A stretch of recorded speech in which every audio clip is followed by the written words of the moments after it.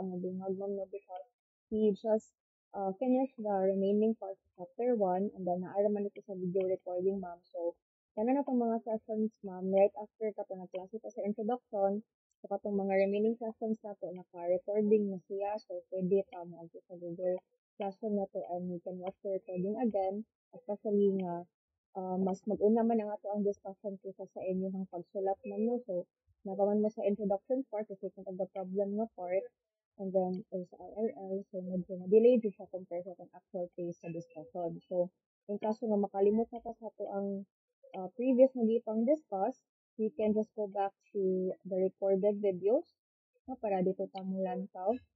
And then we can recall sa katong entire research process. Because this morning, we are actually moving on to our second chapter, no, which is ang methodology. So, mo na siya ato ang last topic for methods of research. Si chapter 2, no, this is our last topic na for methods of research. Probably, if you have mo man ang discussion karon, we can still continue it by next meeting. So, we only have 2 meetings left after ano, no, we will meet sa 20 and I think sa 27 ang next, no, that's the last week of July. So you don't have to worry if maski mahuman na ato ang classes sa July 27, you can still continue with your writing. No, pwede nila sa padayonon, ma'am, until chapter 2. Okay? So supposedly 14 pages naman tayo sa concept paper, but then I decided na research proposal na lang nato siya, no, so para until chapter 2. Anam-anam lang ninyo na sa ma'am kay para at least once that you will meet with your advisor na good, no, naa na may progress na mahimo. So this session, just like our previous sessions, ito no, is already recorded. So this is also available later this afternoon. This will be uploaded in our Google Classroom. So ang link naman sa video recording ako ang isan, but this is also available in YouTube.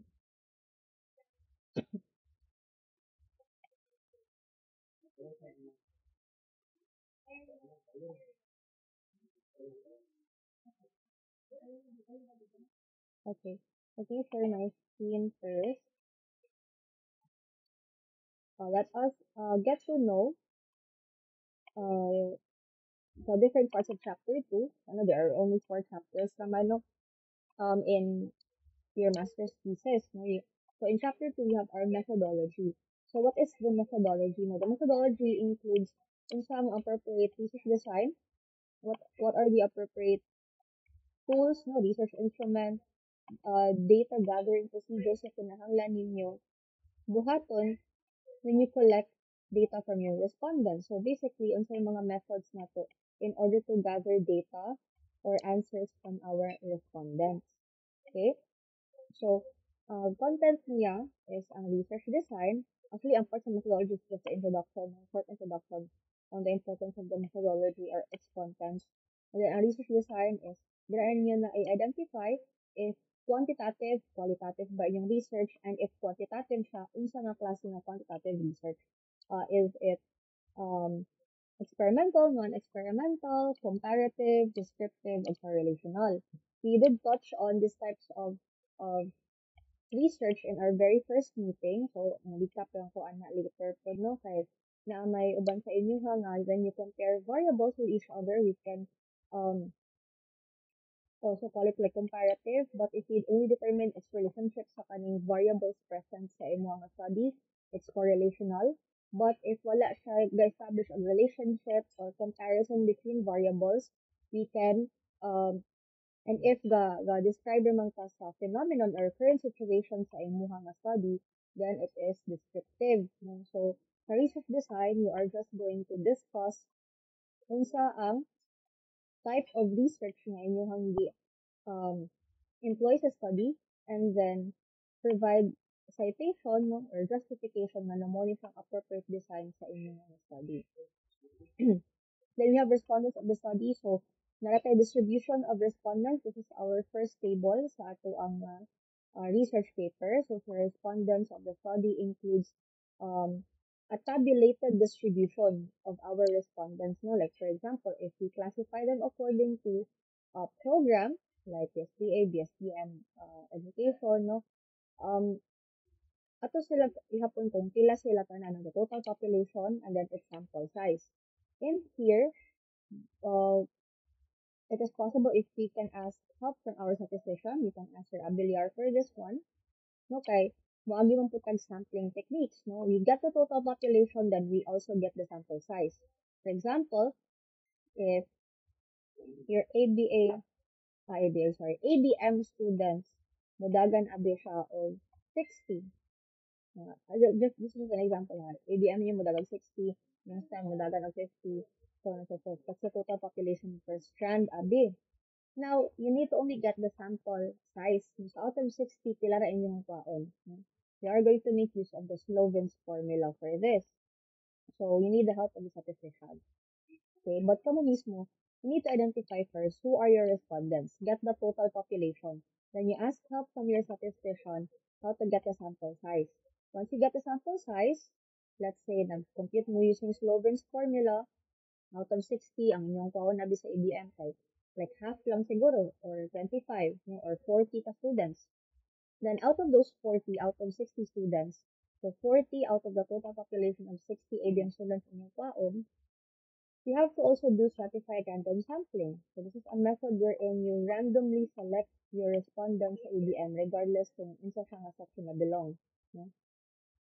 So, taas siya og process, no? And usually, other than statistician, no, you also need to randomly select your respondents so that fair, no, ang pag-select sa ilaha. Dili pwede nga kanang ang 40 ko ang nimo sa usa lang ka section, like sa first section lang. Dapat they have to be evenly distributed. Okay? So this is just an overview of the respondents of the study. Kung ang isang lang taon, ano yung itsura niya, no, we segregate them according, we classify them, and we get the total population, and then sample size and its percentage.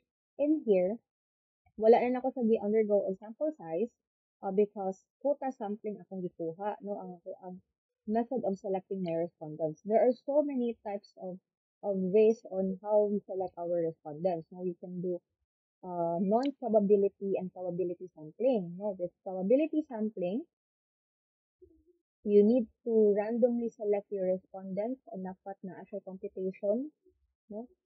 So, compute na nimo kay para even ang pagpili sa respondents nato per section, no? Per year level baron, per strand. So, dili siya unfair nga magtingob lang ka sa usa lang ka section, no? Or kung sa part sa syudad, dapat kabalo kita pila ka tawo ato ang kwaon per barangay, no? Example, tiba San Carlos City in scope, di man na pwede nga total population atong kwaon kay maglisod ka, no? So, in each barangay, no, mag-certified random sampling ka, mag-compute ka sa Sloven's formula usa, no? For example, the total population ni San Carlos City mo dagan og 5,000. Di man na pwede nga tanan 5,000 inyong kuan as respondents. So, we classify them according to barangay. Pila ang total population ni barangay 1?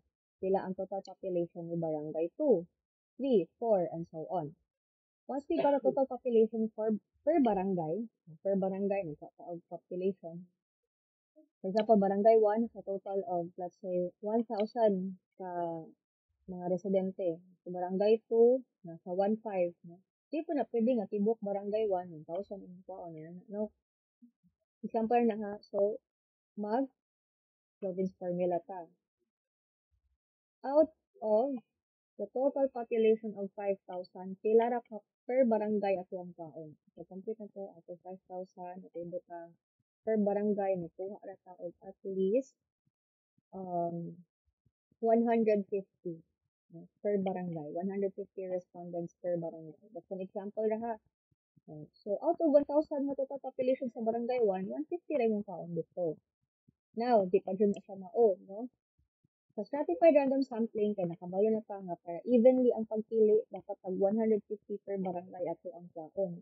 Katong usa ka barangay nga 150 na daan ang iyahang population, mukha ko bitag sample size pa dud ato para mas magamay.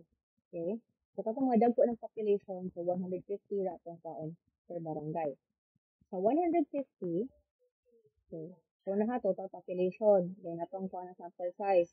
Pag compute na to, dito na tanabalaan na 150 ra per barangay ang kwaon. So, dili na tibuok tag 1,000, 1,500. Sa 150, mag-random pa jud ta. Mag-random pa jud ta og pili, no? How do we do randomization? So, pwede ta mag-assign og numbering. So, may taglista sa barangay hall. Puti-puti. May taglista sa barangay hall. Dayon, kada pangalan dira, no? Census abi, may isa sa mga residente. Ato na ilista, no? 1, 2, 3, 4, 5, until maabot sa og so ano, 1,000. Example lang sa 1,000. Dayon, nalapod na computation for stratified random sampling kung ikapila nga tawo ra ato ang kwaon. For example, every third person sa lista ra atong kwaon. Kung i-illustrate ko, mas masabta na.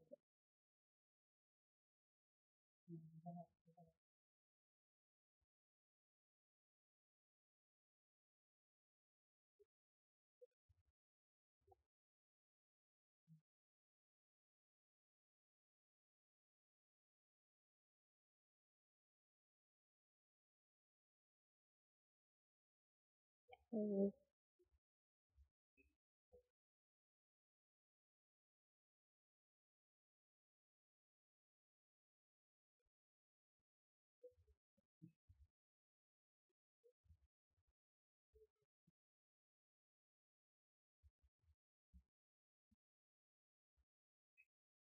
wait lang guys. Oh, wait, nag-loading ako ang, okay.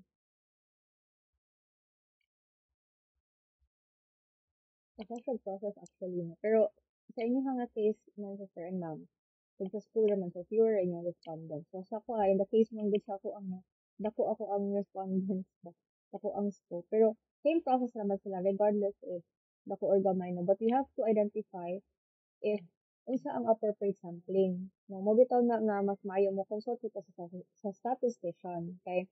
Kasi sa ako gi-classify man ako siya according to the following people involved naman sa tourism, so purposive siya, no? Natawag siya non-probability purposive sampling, kay wala na ko ni agi pa kung akong gipang hisgot kanina, no? Nag-compute pa, nag-select pa og kanang sample size, no? Kung pila ka book respondents pa on per barangay, wala na ko ning agi og yung ato, kay dili man tibok San Carlos ang involved as my respondents, no? Sa scope sa kong study, ang selected respondents ako is katurang involved sa tourism industry ng San Carlos. So, since gamay raman sila, like sila ra kabuok ang mga kuan, empleyado sa City Tourism Office, no? Gamay raman po tayo ang mga owners diri sa mga accommodation, so di mo din maabot og daghan kaayo, di ba? So, purpose po siya because kato namang intended or suitable respondents sa ako ang study ang ako ang gipili, no? Pero for example, if whole city jud ang makaon mo as respondents kay apilan mo po nimo ang mga residents as your respondents no sa imong scope sa imong study. Sila man jud ay imong intended nga respondents mo or participants. So, mo gyud sa stratified random sampling.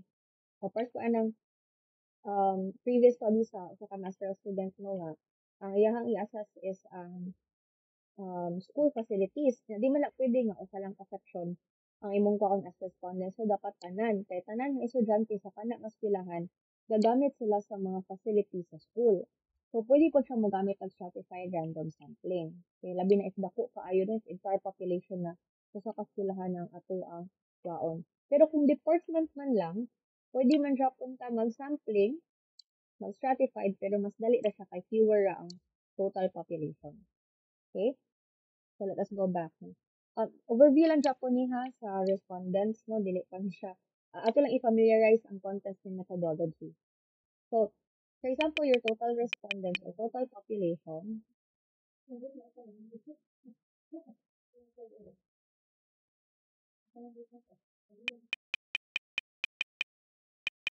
total population na mo is 5,000. Di man na siya practical to actually get the entire population of 5,000. No? So, you are going to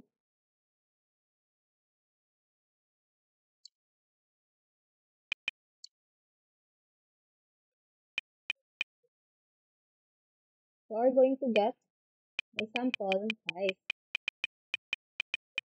Kung sa pie pa na siya, the whole pie is your total population.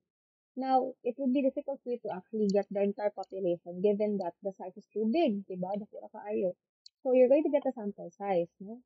Or as kung sa whole pie pa na siya, like a slice of it, no? The sample size represents your entire population. And it has to be substantial enough na maka-represent sila sa 5,000.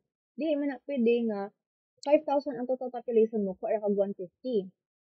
It's like, for example, pangutana ka sa imuhang mga estudyante kung unsa ang ilahang prefer nga learning modality, online ba or face to face.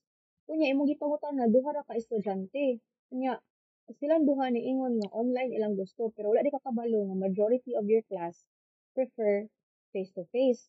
So dili substantial kung gamay ra na sample ang ato ang kuan o basis for data gathering.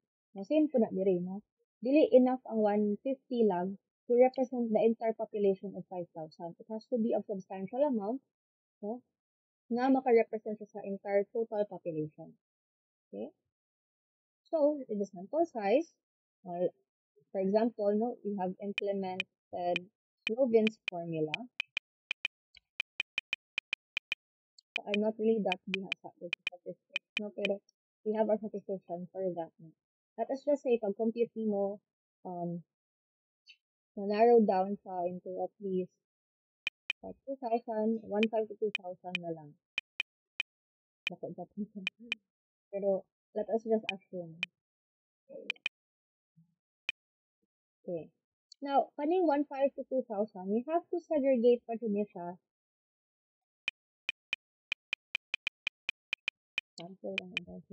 Kaning 1,500 to 2,000, segregate pa rin mo siya per barangay. So, how can we ensure that ato ang respondents are evenly distributed per barangay? Okay, nga tanan na ay equal chance, okay, to be selected as participants. So, you have to segregate your sample size in each barangay using stratified random sampling. Okay, so na po yung separate formula si stratified random sampling. Pinapaganit tayo multi-stage pa dun mo.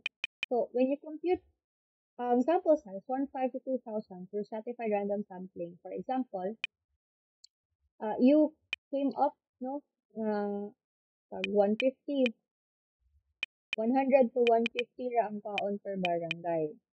Okay? Muna yung total sample size ha, from the total population. And then the 100 to 150, muna yung kaon per barangay. Para tanan nga barangay sa syudad, they'll be given equal opportunity as participants or respondents of the study. Okay? So, na po ni siya yung separate computation. You don't have to worry. We have our statistician to help you out with this one. Okay? You just have to approach your statistician and say, sir, these are my potential respondents.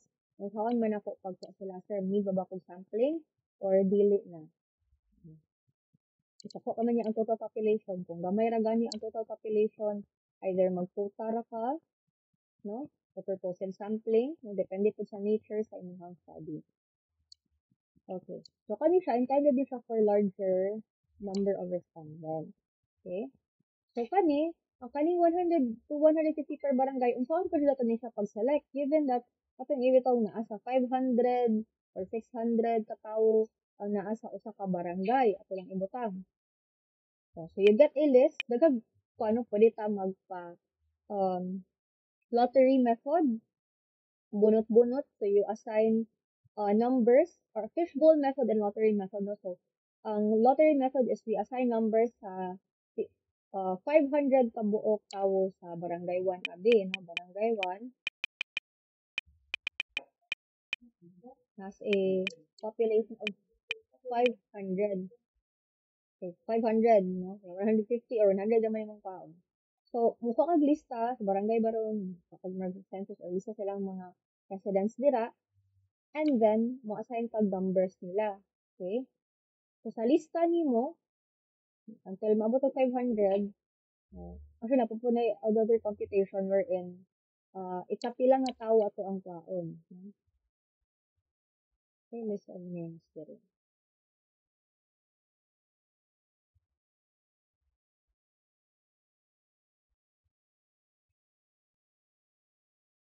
Kapag another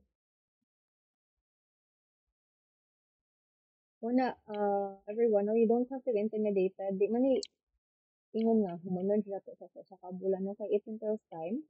Ako lang is at least, um, you know already what to expect, no? And usually with research writing, it takes 2 semesters, no?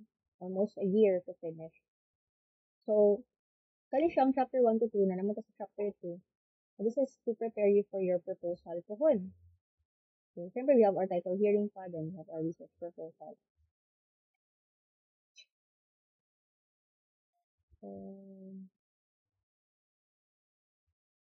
Pili ko og student list kay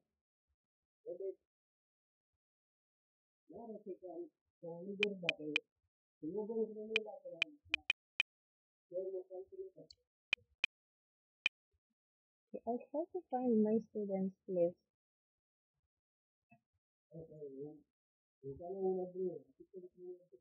Yeah, kaya lang yung try.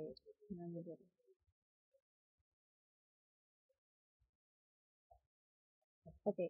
For example, these are the parang lista ni sa kuan ha, lista ni sa mga tao abi sa barangay 1.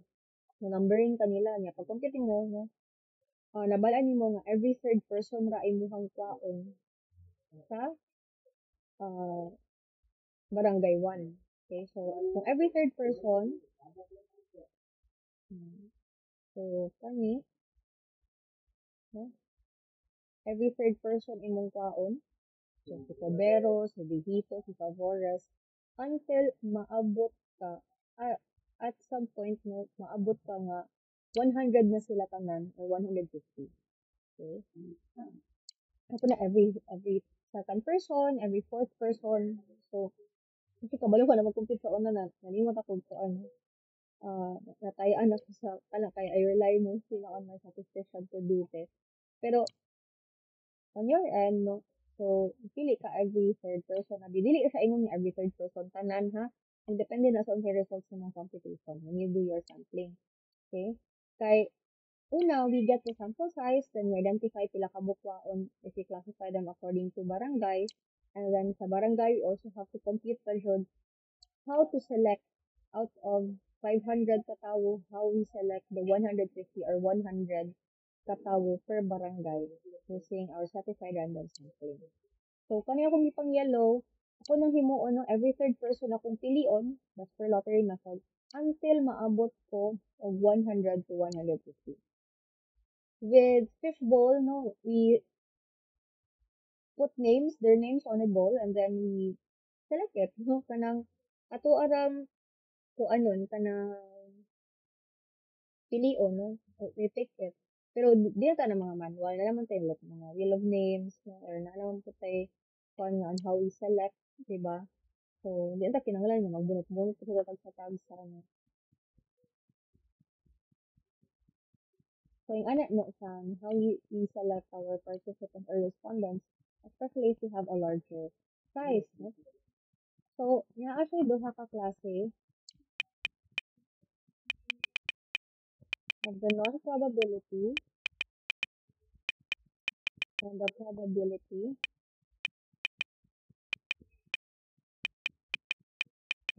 sampling. So, on non-probability is where we don't use any computations, no? There are so many, actually. I have it, lang ko pa sa slides, try to I made some few slides sa types of probability and non-probability sampling. Naka-upload ako. Ang naka-hindi ko ka-open. But I just place it here. So, depending on or the nature of your study, you can conduct either non-probability or probability sampling.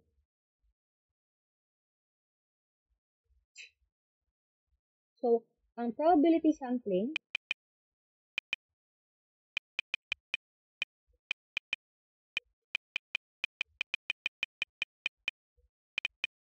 It entails random selection, no? Um, just like what we did with the stratified random sampling, no? Gamit ang Proven's formula to identify lahat ng sample size. Non-probability, so non-random selection. So it's easier, no?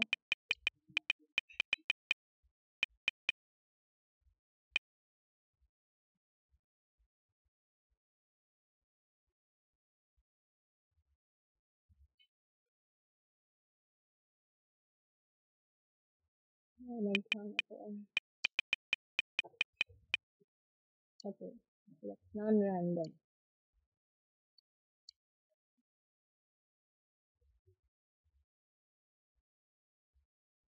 So let us start with probability setting. There are several actually. No?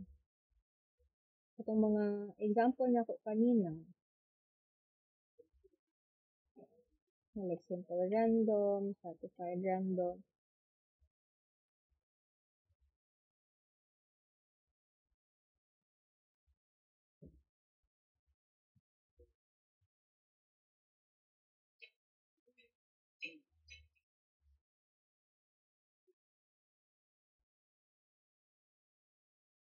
I'm trying to open Laerd kasi na-edit sa Laerd.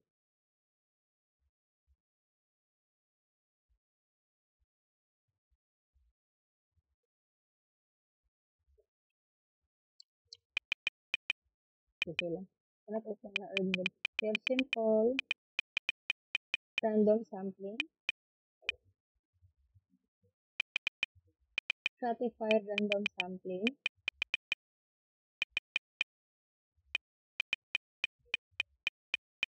so gamit ta ano statistics ha to identify pila ato ang kwaon. Okay?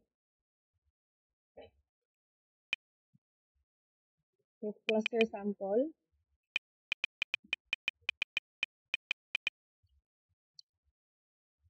and we have systematic sample.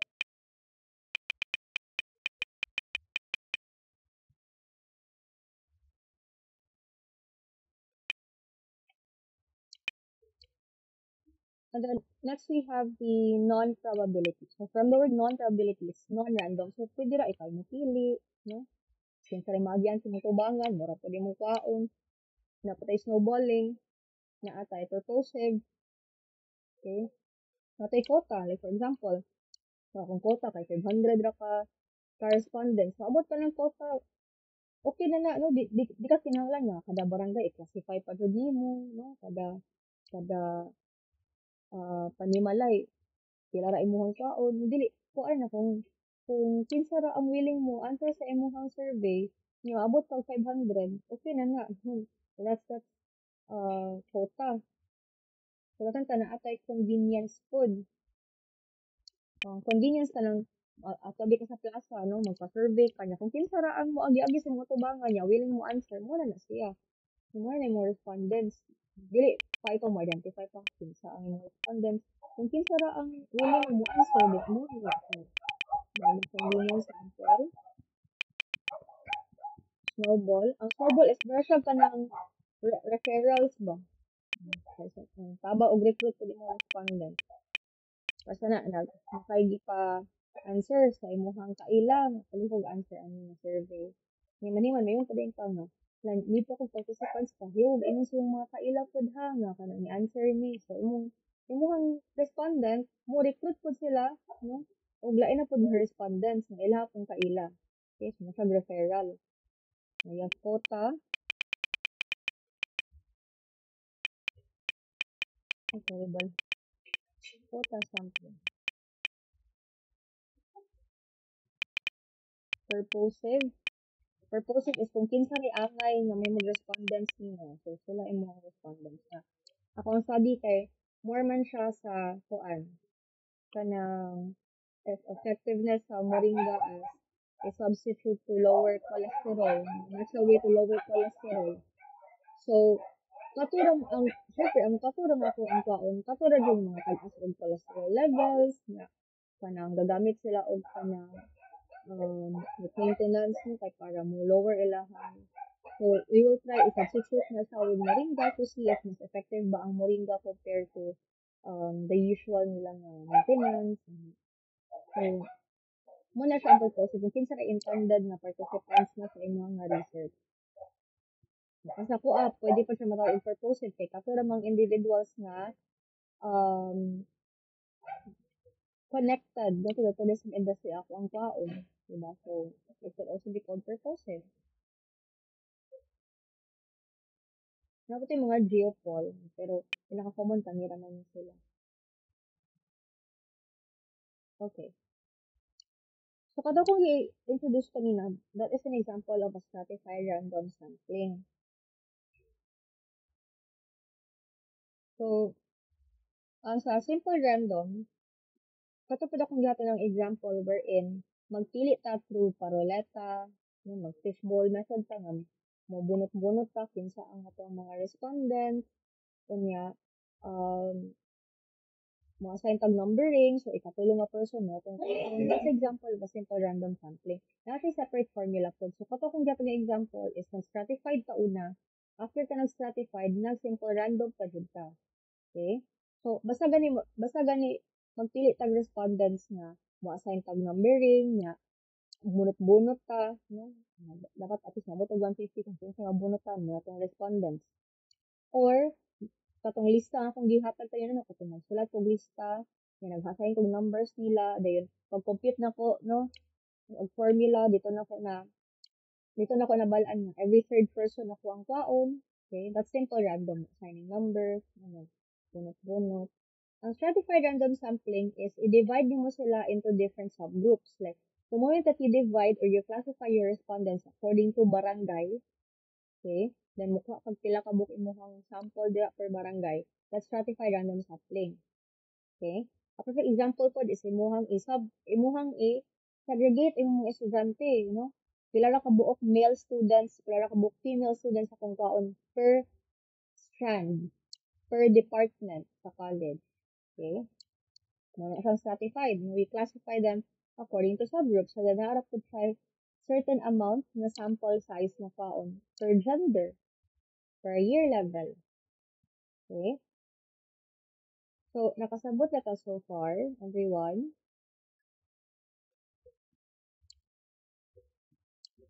How we identify our respondents. Do you have any questions po before we proceed? Things that you would like to clarify?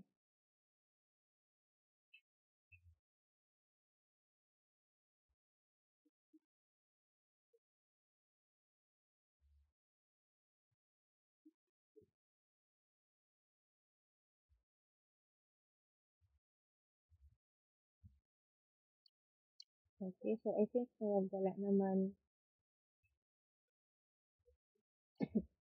naman ta questions, no?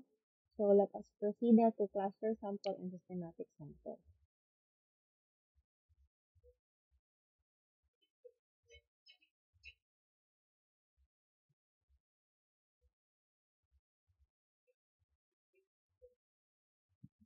So let me check this appearance. Okay, so in cluster sampling, so we divide our entire population into clusters which are unique, no? So usually this is like for example, this is similar to stratified random sampling. Kay mas dagko man gud siya, no? Stratified, it's intended for big populations pod, and then si cluster is just like for example, for region na, no, niya siyang i-divide. Like for example, sa ako kay entire province naman. So, per municipality, per city, mukha ko pila ka book respondents dira. Dayon, naka-multi-stage pa jud ko kay sa kada syudad nga mokuha ko dira og mga respondents, divide pa rin ako per city according to barangay. Okay? So, imagine na pila ko kabuk barangay, 157 ba siguro? Correct me if I'm wrong, no? Sa entire Negros Occidental. So, daghan-daghan mo siya, no? Given po nga daghan po tag syudad, daghan po tag municipality under the province. Okay? So, ang systematic sample actually is very much similar to the simple random sampling. So, mahatag kang mga intervals, no? Like atong third person, fourth person. So, basically, a cluster sample is like a larger a larger version of the stratified random sampling.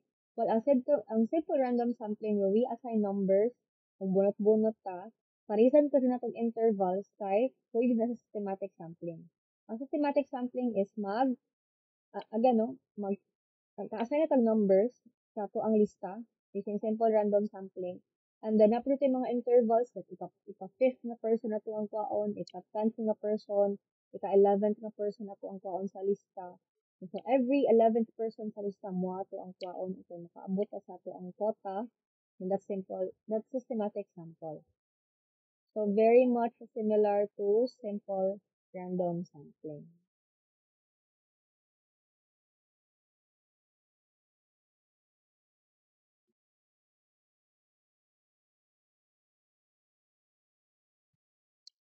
Let us now proceed to our non-probability sampling. So with our non-probability sampling, it's non-random, meaning ikaw mismo ang mupili sa imuhang respondents. So first, we have convenience sampling. So don't worry po, no, I have an article actually na pwede na ko ihatag ninyo for further reading. So we have convenience sampling wherein you go out in the street, you go into plaza, for example, ang required lang nga respondents nimo nga uh, sakto-sakto na is at least sa mga 200 or 250. So, sa tulo ka adlaw, magto ka sa plaza, kung kinsa ray interested mo answer, no, moagi sa mga tubangan, niya mo taga questionnaire, mo answer siya, then that's already convenient sample. Okay? Next is ang snowball sampling. So, snowball sampling is we recruit sample members, no? In turn, sila pod mo recruit pod sila to join or to answer the questionnaire. Like what I've said kanina, uh, please to answer ani nga survey, and then once mahuman siya, so if na kay mga kaila pa jud ba nga mo answer, palihog na lang sa paghatag ani nila ha, tagaan na ta mo link. So, it's snowball sampling, recruiting. In quota sampling, we divide into subgroups, no? Our population, and then kung mo-meet rabi siya, like for example, kinahanglan na jud ko og 50 ka lalaki, kinahanglan na jud ko og 90 ka babae, na respondents. Ma-meet na ko na nga quota, okay na ko.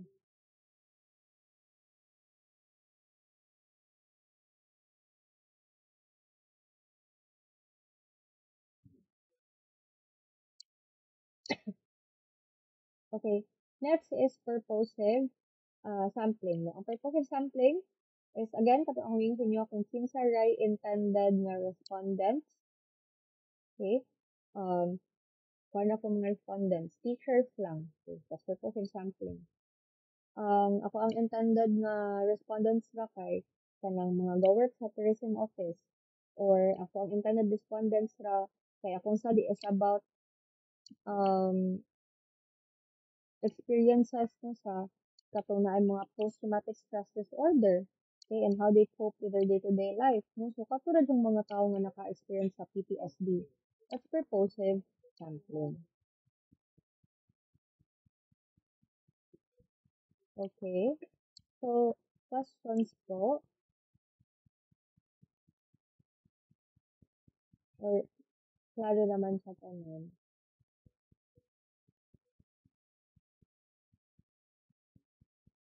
If you have questions po, please do not hesitate to ask me ha, or if you want to clarify something. So, with this, no, with our with our methodology, no, distribution of our respondents, na naman ta diri dapit, you have your statistician to help you out. Pag-cluster, pagbalay sa table sa distribution of respondents, kaya man statistician. Ano, sa, no? On my end, wala naman ko nagkuha og sample size kay not only nga quota sampling ko, purposive sampling ko dako ang gigamit.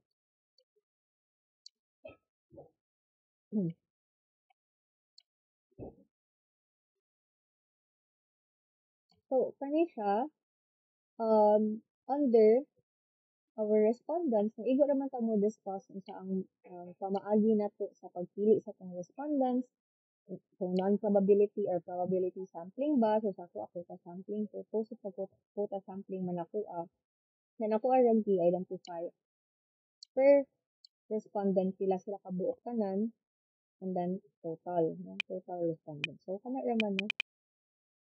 Mabutang raman taon written description or discussion based sa ato ang distribution of respondents. So every time that we get the number of respondents nato, if we classify them according to like grade, year level, strand, or department, it's also important that we convert that into percentage. So again, if malisod, we can ask for help sa ato ang statistician. So katong pinakauna na kong gidiscuss ang first part sa methodology sa research design. So syempre, no, kasi Sir Abi is correlational, ya, Ma'am Abi is descriptive. So, inyong hara na i-justify. So, sa kuha, nagkuha ko sa definition ni Gray na in his study in 2014. Nano descriptive design ang appropriate na research design sa ako ang na study. Okay? So, sa inyo nga part nila. So, you just have to explain, justify ngano correlational research or correlational design man ang appropriate sa akong study. Because gina-study man ako ang relationship between my different variables. Okay? And then also, sa descriptive ko, di mo kung i-discuss. Para sa ko, discuss na ko diri nga, descriptive design ang gigamit na ko because it focuses on what happens. So, explain niya ang phenomena or ang situation sa research rather than how or why it occurred. And then, ako pa nang justify further nga na descriptive research ang appropriate kaya tungod igo raman ko mo describe sa potentiality sa syudad sa San Carlos as a MICE destination. Okay? Kaya na lang. Provide justification nga no kana sa appropriate research design for your study. Then, here also with your respondent. Okay. Basically, you don't need naman to go to the internet for this, but you need the satisfaction na to help mo magbalay. Sa research design, pwede mo makuha ang definition from other research papers nga to add more support sa inyong discussion and justification sa inyong research design. Okay? So, before we'll proceed to our research instrument, kay kanisha, dali naman ni um, data collection no, na naman tayo given format ani na you can follow. As ethical considerations na around to type format ani, your statistical treatment and data analysis um, must need, actually data analysis is for qualitative, for quantity we have statistical treatment, so you need also the statistician. For this one, together with your instrument and your respondents of the study. So you have to work closely now with your statistician once you reach in chapter 2. Okay. We will take a short break. Once we come back after 15 minutes, we are going to discuss our research instrument and then our data collection procedure. But before that, you have any questions po before we proceed with our short 15-minute break?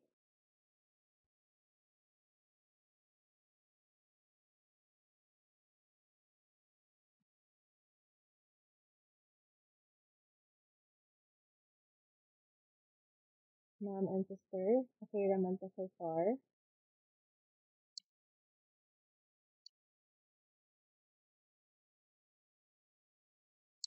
Okay, so it seems wala naman tayo questions regarding our present discussion kanina. So we will take a very short break of 15 minutes, then we can come back. Siguro na sa mga 10-12 na lang, no? 10-12 mobalik. So 950 plus naman sa ako rin.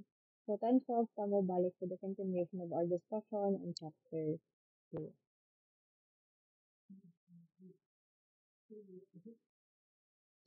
Okay. Okay, so let us continue now with our class. So, mission my screen first.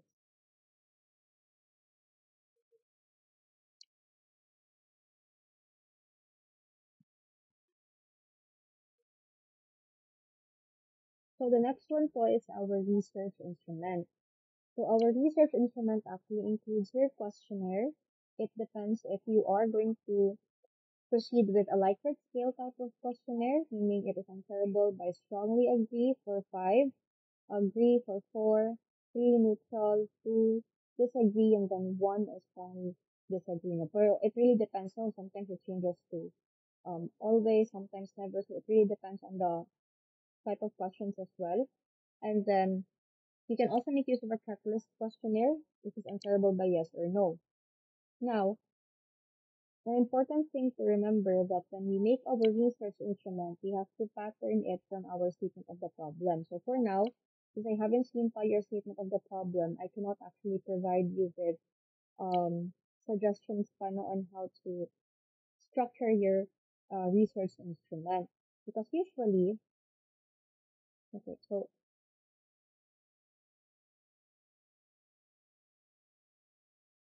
to give you a further example and what it looks like,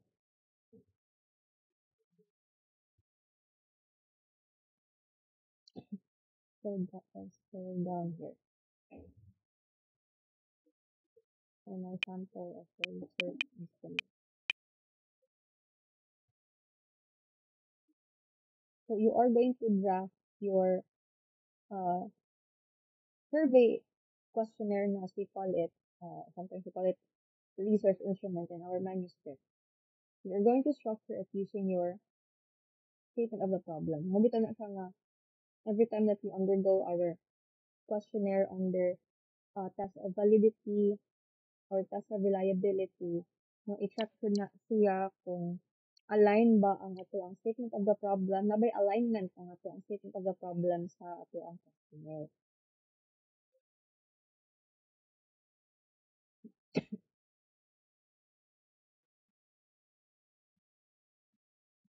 Ganun.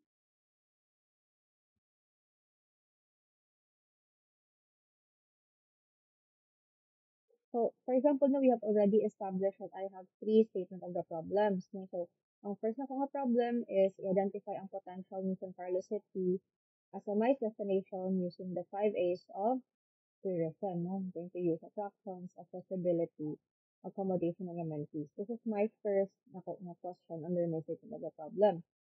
Now, in the questionnaire, nakabutang sa dire the second part of my questionnaire. Okay, ang first part is our respondents profile nila. Name, ilang address, no, asa sila na belong sa mga respondents. So, mga basic information lang nila. So, second part na siya, no. So, di ba, ang ato ang first statement of the problem is identify na to ang potential ni San Carlos City as a MICE destination in terms of the 5 A's of tourism. So, since the 5 A's are my sub-variables, no, si attraction, accessibility, accommodation, amenities and activities, kaya mo siya nga po ang first statement of the problem. Nag-structure po ko og questions dire that measures the potentiality of San Carlos City in terms of these following variables. So I have 5 questions under attraction, okay? And this actually identifies if naabay potential in terms of attractions. And then ang second na po nga variable sa akong first statement of the problem kay accessibility. So, nagbutang po ko diri og 5 questions that measures the potentiality of San Carlos City under accessibility. Then my third variable is accommodation. So, nagbutang po ko another 5 questions that measures the potentiality of San Carlos City in terms of accommodation until mahumana sa tanan ang ato ang mga variables. So, typically, you can see here the relationship or the connection rather, no, with our statement of the problem and your questionnaire. So, it's really important that we establish our statement of the problem first, no, and then we base nun sa tanan actually no ang ato ang definition of terms, ato ang RRL, naka-base man na sa tanan sa ato ang mga variables in our statement of the problem together with our questionnaire na ito siya. For the activities, same no, that is actually the fifth one. Next, the fifth one na siya, so answer statement of the problem. So, pag five questions each. So, di ba siya necessarily nga ito, five, but it really depends on your question, no? So, kung mong nakastate sa statement of the problem. Now, for my second statement of the problem is, ginahan ko makabalo, no? I want to know the perceived demands of my stakeholders. So, unsa may mga gusto sa ako ang mga stakeholders na like our tourists, kung magtukod na ta sa ugmay tourism no, sa San Carlos City. In terms of the areas sa business and trade, educational and scientific, sports and entertainment, and arts and culture.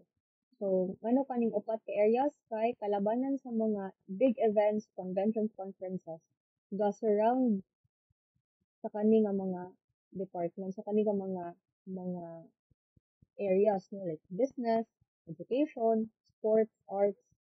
So, sa akong questionnaire, this is the third part.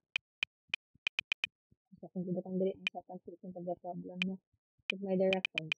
Nagbutang ako diri mga so ano so checklist naman siya yes or no naman siya. Nagbutang ako diri mga different facilities no nga related sa business and trade, related sa education and scientific, and ako rin papiliyon ako mga respondents if they do prefer to establish this one in San Carlos City. Okay? Perceived demands naman ako ang gipangayo sa ilang mga gusto kung magtukod na siya og mais tourism industry sa San Carlos City. Okay? Until arts and entertainment. Arts and cultural rather. Lima-lima lang Japon. Now, my third statement of the problem. So, ala na magdepende ato ang questions no kung sa pag-structure sa tong statement of the problem. Hindi necessarily parehas gid sila kanon. So, sa third na ko is I want to identify if na by challenges and opportunities na ma-meet si San Carlos City as a MICE tourism destination. So, ako ang gibuhat diri on the third part, fourth part of my questionnaire. And this one is nagbutang ako mga statements wherein ang respondent ma-identify sila if kani ba siya is under ba sa opportunity or under ba sa as a challenge. Okay. So again, we need to see your statement of the problem first because this is where we pattern our research instrument, our survey questionnaire. Now, we have two types of survey questionnaire or research instrument.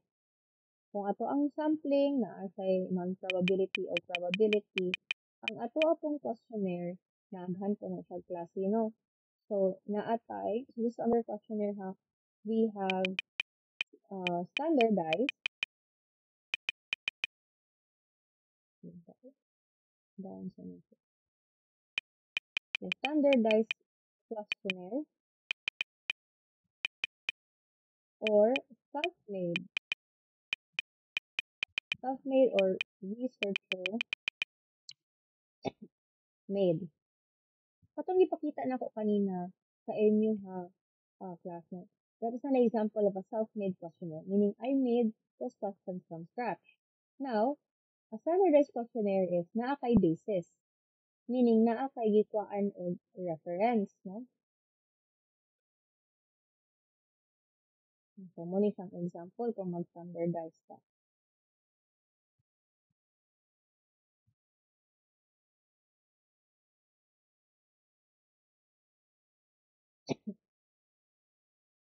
Okay.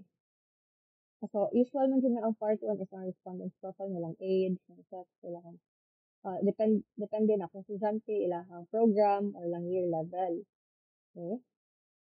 Or ilang strand, asa sila na belong. So, kung mga empleyado mo sa ilang survey, mag-educate natin. Now, mo ni siyang example sa standardized kay dili man ito ng question diri gikan sa akuan. I got this from another researcher. So, siyempre, magbutang ko dira og reference asa na ko ikuha because this is not a self-made questionnaire. This is a standardized questionnaire. So, unsa nakalahi kung mag-standardize ka o mag-self-made? sa self-made questionnaire or researcher-made questionnaire, it has to undergo strict validity and reliability testing. Pwede man ka maka-validity and reliability test Japod, pero mas kampante ang validator kung standardized questionnaire ato kay tungod kuha na to ang mga questions nato from a reliable source, no? From another na pod nga author. Okay?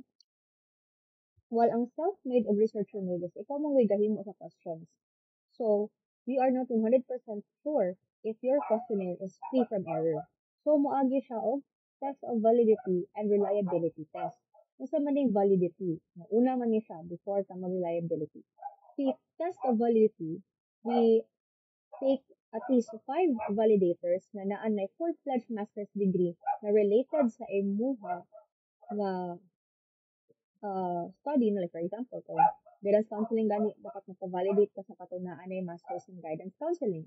Okay? Because these 5 experts, these 5 validators actually knows no how to check your questionnaire if it's let's say free from error or minimal errors lang ang nasa yaha. And if your questionnaire can accurately collect data from your respondents and if aligned ba siya sa imuha statement of the problem. Okay, so you only need 5, okay, to validate your questionnaire to make sure it's free from errors. Once na after ka nag-test of validity, no, nga paggawa sa result, kana mo gud checklist gamiton, pinaingon nga mubasa lang sila sa questionnaire, pinaingon lang sila nga, okay na ni, no, dili na sana. Sa test of validity, you have a validity tool, okay?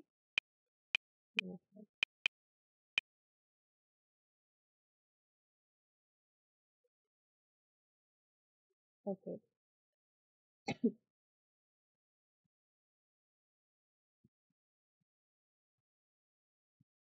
You have a validity tool wherein, if acceptable ba ang questions, no? So, usay mo gamit ang good and state. So, muna yung marag ilang checklist is, okay ra ba ang inyong questionnaire? Okay?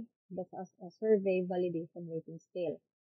So, once gani nga okay na sa, yeah, they found out na from the results sa imong validation, pag-compute ana, lead the statistician also to compute the results of your test of validity. So, makita dira na very high valid ang result or high valid. Meaning, pwede na, I mean, not pwede dapat, I mean, minimal na lang ang errors sa imong questionnaire, sa imong survey instrument. Kung gamay na lang gani ang errors, pwede ka ma-proceed with test of reliability. Lahi po ni si test of reliability. Kung si validity, i-make sure niya na free from error, niya aligned ang imong questionnaire sa mga statement of the problem, i-ensure niya nga your questionnaire can measure what it intends to measure, then that's already valid. Ang reliability is the consistency of the response. So si validity is make sure it's free from errors and it measures what it intends to measure. While the reliability test is more on the consistency of the responses.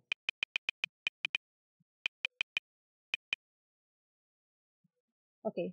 Dito to matest if dali ra ba sabton ang imuhang questions, no? Like, for example, you have like 15 questions in your survey instrument. Yeah, nag-reliability test ka. Usually, ang requirement ani is 30 respondents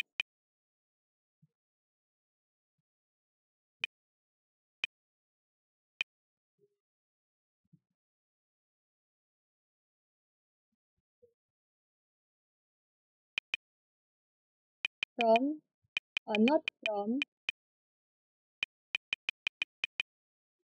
your original pool of sample size. Di ba kanina nagsulti man ta about sampling, no? Yeah.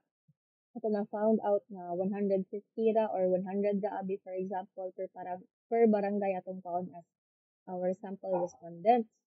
Kunya, ang katong wala napilian, pwede to siya nimo kuhaan og 30 ka buok. So, katong mga wala napilian or na-identify nimo as your respondents, katong 30, pwede nimo sila kuhaon for your reliability test.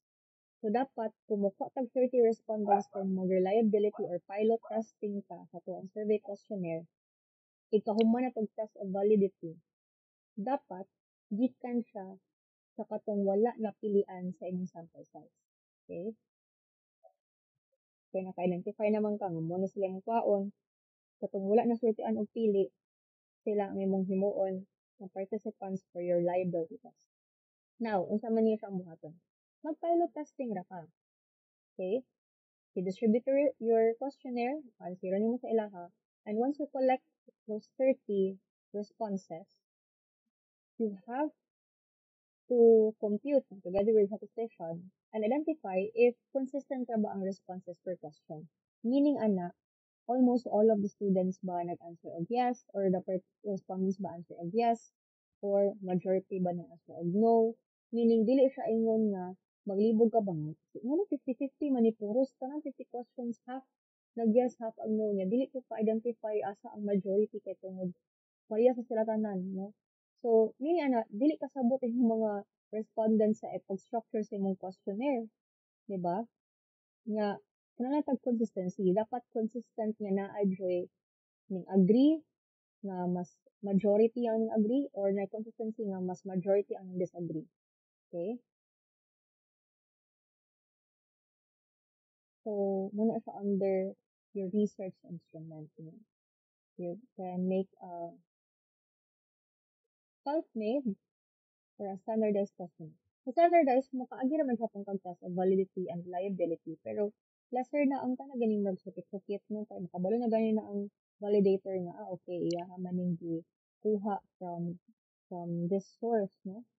So, most probably, reliable siya, no? Pag-structure sa questions, kaya naman siya yung basihan. Pero kinahanglan siya pa na to i-check, no? Para dapat free siya from any grammatical error or na siya alignment with our statement of the problem.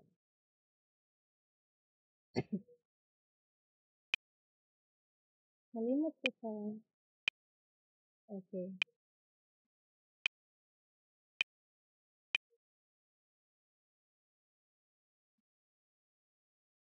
So, many examples sa ato ang test of validity.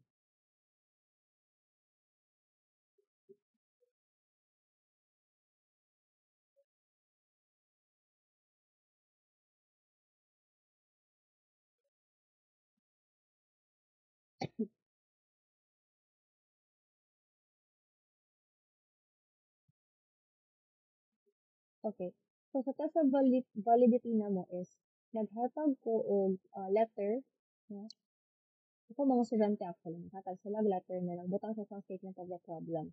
Sa letter lang gi-inform ang validator na magpa-validate siya sa questionnaire. Okay? And then after ana, naadiri ang sample sa questionnaire, manilang questionnaire. And then, ang validator, igo siya mo answer diri sa obos na atay validity tool. Okay? So, answer ba siya okay? Valid ba or dili? As we compute the results, so, butang mo taan ng signature sa validator. So, once we compute the results, na dahil na so, for the test of validity.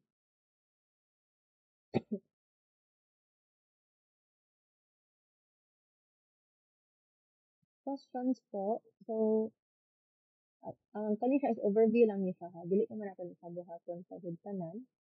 This is just an overview for your chapter 2. So, muna siya ang under our research instrument.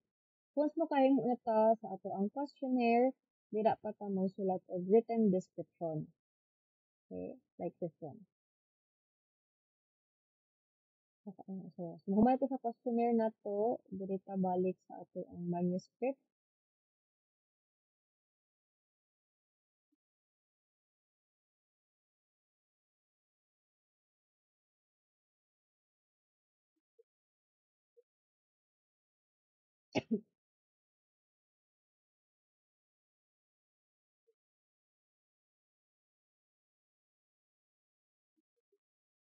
Okay. So, doon na ta magsulat sa to ang manuscript. Okay. Ang ibutang na to dire is, di ba ta kahimuan ni if wala pa tayo nahimo na survey questionnaire. Okay. So, igo ta maghimo sa survey questionnaire or research instrument na to kasi they're basically the same naman, no? Ang human tag himo ato, magbutang nenta og written description. We're just going to describe unsay unod sa first part sa questionnaire, unsay unod sa second part of the questionnaire, third part, and fourth part of the questionnaire. Then, if may undergo imong questionnaire of test of validity and test of reliability, ato ara pong ibutang diri ang result. Okay? Kung very high valid ba siya, and if it's highly reliable or not. In this part, we need the expertise of our statistician. Okay, kasi sila manay mo tamang i-compute mo sa results sa test of validity and your test of reliability.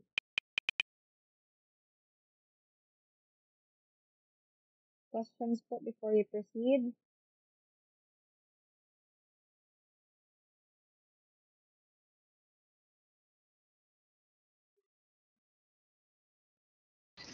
Okay, so it seems wala. Yes po.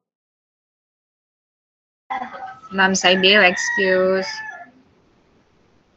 Yes, Imo ra man gyapon po na i-upload Ma'am Saibel sa Google Classroom, ma'am, no? Yes, Sige, ma'am. ma'am. Ang simple, ma'am. Ako alang i-upload mo. Ang kabi kong recording sa to ang class, i-upload na po natin. Kay magmahuman naman po ni Hapkit kung di na ito mahuman dyan karon may proceed sa next week. Pero kung human na ito karon, di na ka mo meet, siguro mo, kamusta na ko ninyo para you can focus on your writing. Okay, ma'am. Mapapadayon mo sa inyong pagsulat. Okay, ma'am. Thank you. Okay, ma'am. So, for our data analysis procedure, so lahi na po niya siya, no? So, we have our data collection actually. Ano, what are data collection? Wala ko sa giro. Okay. So we are already done with the discussion of the research instrument. Let us now proceed to our data collection procedure. So, ano siya ang sunod. Sa ato ang data collection procedure, nakabutang dire. Okay. So, nakabutang dire ang process, no, sa pag-data collection ninyo, no, pag-survey ninyo. So, syempre, ang pinakaunaan na, i-discuss din ninyo nga, mga ipong information. For example, if mag-survey mo sa school, mga information sa inyo school directress or kung sa college, sa dean of college or sa school principal, na mo-gather mo og data sa eskwelahan, no? And then once na okay na sa ilaha, personal written consent was sent, and then okay na sa ilaha, imo na pong i-inform dira nga mananghid pud ka sa mga respondents. Once okay sa imong respondents na mag-survey ka, mag-collect ka og data from them, then you can proceed with administering your questionnaire, no? So, mag-distribute na ka sa imong questionnaire. After mo ma-distribute, imong i-collect kung ilang gipang answer nga survey questionnaire, then you tabulate the results of the study and you interpret them using the appropriate statistical tools. So, ano lang imong i-discuss sa data collection procedure nimo, no? Ang pagpasunod ra nga process, kung giunsa nimo pagpananghid, kay mo jud ni kalabanan pud ang masayop sa uban nga masteral students before, no, katong final defense mo ko nakalingkod. Malibot sila og pananghid sa school heads, no, sa mga people involved, no, kay mudit sila administer sa survey silang respondents, and it's important that we ask permission from the school administrator, especially if our participants are students, no. Mo-secure jud ta ana niya naa kay transmittal letter nga sulaton, no. Naaray sample ana sa to ang handbook na pwede nato sa makuha. So, we write a transmittal letter, dili lang siya ingon nga verbal permission lang ang ato ang ipangutana, no, ato ang isulti sa ato ang um, school administrators and respondents, dapat ipagi natin transmittal letter with signature of their approval. Kaya ang kanang transmittal letter sa ato ang school administrators and our respondents, kanang signed document ato nang i-include sa atong appendices. So, the end part of our chapters 1 to 4. So, kana naman nun, written description naman. Next is our data analysis or our statistical treatment. Ang statistical treatment, So, nag-discuss dira kung unsay appropriate nga formula gamiton nimo, no? Like for example, kung ka ma'am is descriptive, so magkuan siya simple percentage, frequency, weighted mean. So we need a statistician to help you identify unsay appropriate statistical tool. So meaning ana since quantitative man ang ato ang design sa ato ang research, kinahanglan ta mo gamit og statistics to help tabulate, no, and interpret the results of our survey. Okay? So, patabang lang mo nigbalance sa statistician. Basta ang ibutang lang dira is, ngano frequency count, ngano simple percentage, ngano na ay weighted mean, mo ra man yung siya statistical tool gigamit ninyo sa research. So, you just justify. Okay? For example, kung kasi Sir Abi kanya say correlation, no? So, mag-need po siyang inferential statistics, no? ANOVA siya, Pearson R, um, mag-t-test, mga anak, no? So, i-discuss ko lang niya, no? So, to answer question number 3, okay, kung significant relationship man ang gipangita, so, mo-implement ta og person or, mag-ANOVA ba ta, chi-square, so, depende na sa suggestion ni statistician. So, doon lang mo sa ato ang statistician. So, basically, mo lang ibutang dira, no? Same sa research design, mo lang i-describe dira ang appropriate statistical tool imong gamiton. And then, so, okay, actually, under naman ang statistical treatment sa data analysis. Data analysis ta kung quali or mixed method, and then statistical treatment ato ang gamiton kung pure quantitative research. And ang pinaka-last is ang ethical considerations. So, unsa man ni si ethical considerations? Okay. So, under ethical consideration, naka-discuss dira unsay ethical ways nga gibuhat ni researcher para dili pod ma-compromise ang privacy ni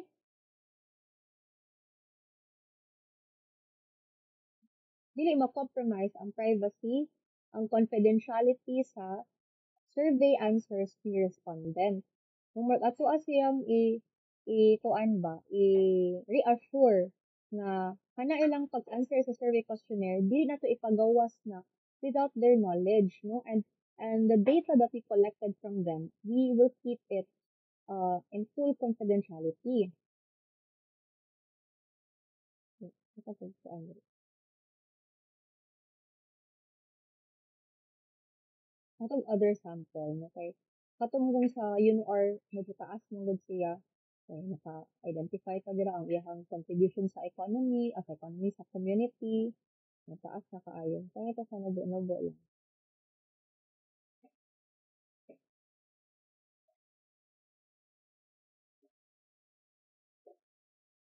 So, ito yung ethical considerations ko. Kaya lang doon ito.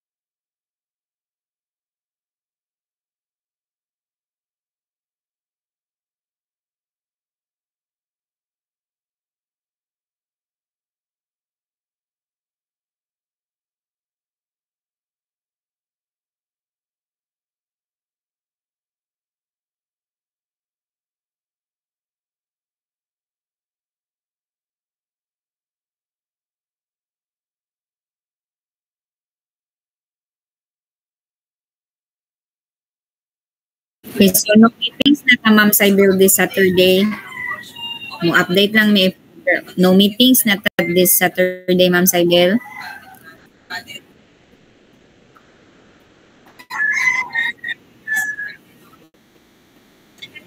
Okay, ma'am.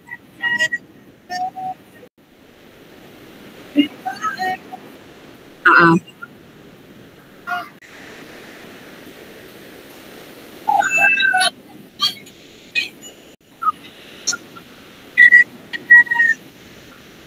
Hmm.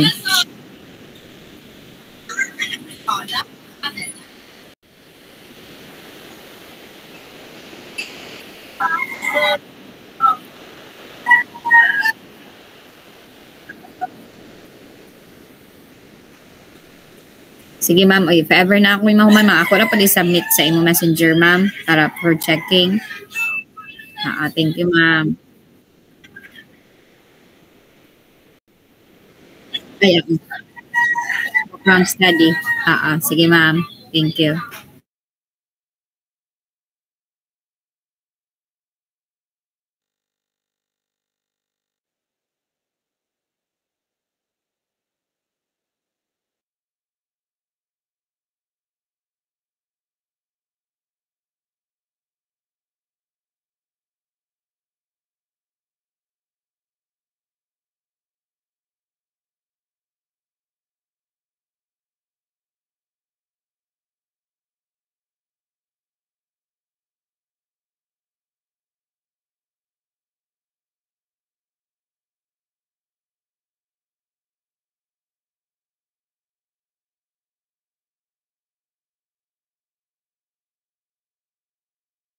Sige po, sa Holy Spirit.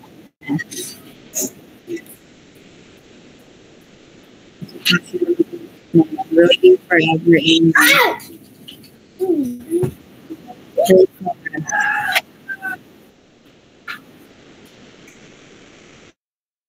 Thank you, Ma'am Cybel.